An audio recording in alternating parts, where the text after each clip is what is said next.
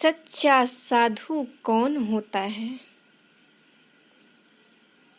क्या आप सभी जानते हैं?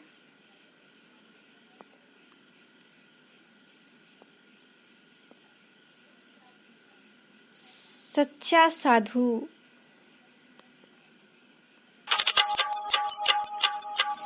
साधु वही होता है जो हर चीजों को त्याग दे, किसी चीजों पर कोई विश्वास ना रखे, अपना पूरा घर परिवार किसी महल में ना रहे, किसी चीजों से इंटरेस्टेड ना रखे, शादीशुदा इंसानों से दूर रहे, शादी को अपने मन में लाए ही ना, अपने माता पिता पूरी फैमिली को छोड़ दे और जो बाल काटने वाले, कपड़े साफ करने वाले, तेल बेचने वाले, पूरा मतलब कि सारा ये जो आप घर पर रहकर गृहस्थ जीवन बिता रहे हैं, अगर उसे छोड़ देंगे तब आप सच्चा साध्वी इंसान प्राप्त हो सकते हैं।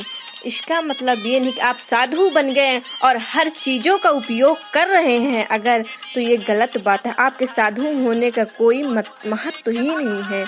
इसलिए आपको अगर सच्चा साधु बनना है तो हर चीज़ों को त्यागना होगा, हर चीज़ों को छोड़ना होगा।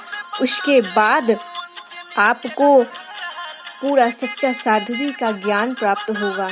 पहले साधु बनकर स्वयं अपने आप को संभालना होगा, उसके बाद आप स्वयं दूसरों को शिक्षा दे सकते हैं कि साधु बनने का उपाय क्या है। आजकल लोग देखते ना, भागवत कथावाचक अवश्य रहेंगे परंतु उसमें शादीशुदा इंसान रहेंगे, पर उसमें क्या लिख देते हैं कि मैं साध्वी लिख देते हैं। साधु का मतलब ये होता है कि जो शादीशुदा इंसान ना हो, अपना पूरा फैमिली छोड़ दिया हो, हर चीज़ों को त्याग दिया हो, वो सच्चा साधु होता है।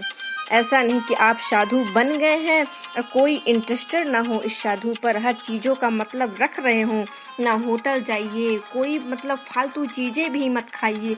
जो आप सच्चा नॉर्मल इंसान बनकर जैसे कि हर चीज़ों का सर्व करते हैं, तो उसमें सिर्फ आपको सिंपल भोजन करना होगा, सिंपल जैसे इंसान रहना होगा, किसी से कोई ज़्यादा इंटरेस्टेड नहीं रखना होगा, अपने घर परिवार को अपनी लाइफ से त्यागना होगा। वो सच्चा साधु कहलाता है। आप सभी को साधु की बातें जानकारी चाहिए थी कि सच्चा साधु कौन होता है, तो यही मेरे ख्याल से यही सच्चा साधु होता है। और मैं आपको जो साधु के मैटर में बताई हूँ, और आप किसी से दूसरों से भी पूछ सकते हैं, तो वो आपको यही पूरा इंट्रोडक्शन देगा, यही पूरा आपको बताएगा।